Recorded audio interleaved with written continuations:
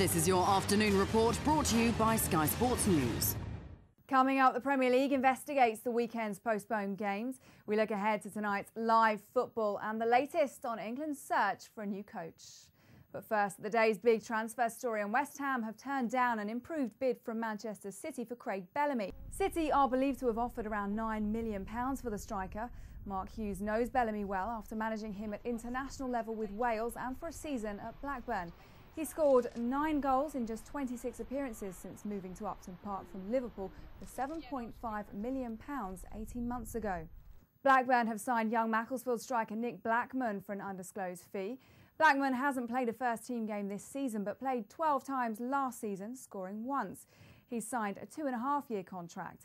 Blackburn manager Sam Allardyce could also sign 2 defenders. He's given a trial to Marseille's Gaël Givet with a view to a loan move, while Benfica say their defender Marco Zorro is also on trial at Ewood Park. Now, the Premier League is looking into why 2 clubs called off games on Saturday well after travelling fans had set off. These were the scenes at Craven Cottage shortly before Rob Stiles ruled at 1:15 that Fulham's game against Blackburn couldn't go ahead because the pitch was still frozen. The surface was deemed to be playable on Friday when the covers were removed, but the referee decided it was unsafe to play on. It was a similar story at Fratton Park. Again, the pitch had been covered and hot air was blown onto it, but with temperatures dropping to -7 the previous night, it was decided mid-morning the game couldn't go ahead. So, what are the rules governing a club's obligation to put a game on?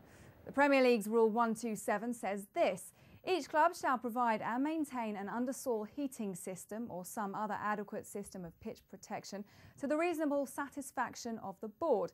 It shall be operated to the extent necessary to procure, so far as is reasonably possible, that the pitch is playable on the occasion of each home league match. Now, West Brom must start picking up points to match their performances. That's according to their assistant manager, Mark Venus. Albion have won plaudits for their start of play this season, but they're bottom of the Premier League. You start thinking that now that you'd like to win some games. All right, we've won a couple of home games as well, which has put us sort of in the mix really. But if your level of performance drops really, then you are going to struggle to win games week in, week out. So if you keep playing like we're doing and the levels stay the same, hopefully over a period of games, we will get some results from them. MK Dons could close the gap on Leicester at the top of League One tonight. They're at home to Colchester, knowing victory will move them within 2 points of leaders Leicester. It's also their first game since manager Roberto Di Matteo signed a new contract. Over the years you pick up a little bit here, a little bit there, and then you mold it into your own management style, which obviously goes with your football philosophy and a little bit with your personality.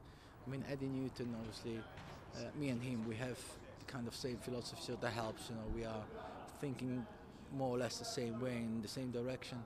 2 weeks breaks obviously does break a little bit the rhythm, yes. So we have to get into it straight away on Monday night, and hopefully it wouldn't have created us too many problems. To cricket now, and Kent's chief executive Paul Millman says neither the county nor Graham Ford himself have received an approach from the ECB to be the new England coach. But he said that if they did, they wouldn't stand in his way. He's not been approached, we haven't been approached, but if that approach were to come, we'd consider it and allow him to go forward for interviewing if he got to that position. So we know we've got if you like, a hot property in Graham, and we've got an agreement really that if something on the world stage comes up, we'd be foolish not to stand in his way in a way and let him go forward. So we'll wait and see. There's a while to go, I think, but we'll wait and see. Ford, who like Peterson comes from Pietermaritzburg in South Africa, has a lot of international experience. He was named coach of the South Africa A side in 1998 for the tour of Sri Lanka. The following year he was appointed assistant coach of South Africa and helped them reach the World Cup semi-finals. After the tournament he got the coach's job outright and led his home nation to 8 series wins out of 11. But he lost his job in June 2002 after back-to-back defeats to Australia. 3 years later he was named director of cricket at Kent. In June 2007 he was offered the job to coach the Indian cricket team, but he turned it down citing family reasons. Lancashire Director of Cricket Mike Watkinson says he isn't ruling out Peter Moores becoming the county's new coach. Watkinson says despite the deadline for applications for the current vacancy having passed, if Moores applied, he would consider it.